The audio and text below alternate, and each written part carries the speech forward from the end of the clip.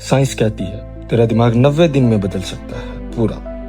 Stanford university की research, neuroplasticity, मतलब तेरा दिमाग प्लास्टिक की तरह है, जो रोज करोगे वो परमानेंट बन जाएगा। अच्छा या बुरा डिसाइड तुमने करना है। लेकिन तुम रोज क्या करते हो?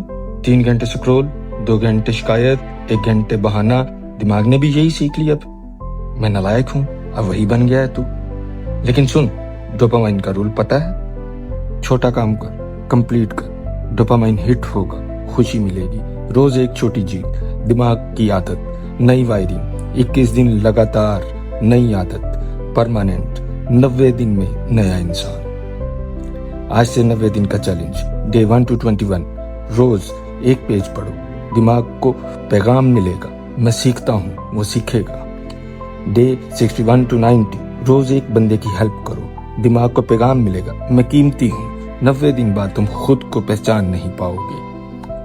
अगर कल से दिमाग रीप्रोग्राम कर रहे हो तो कमेंट करो, ये वीडियो सेव कर लो। 90 दिन बाद खुद को पहचान नहीं पाओगे। साइंस झूठ नहीं बोलती। नुक्ता ऑफिशियल, दिमाग का मालिक बन।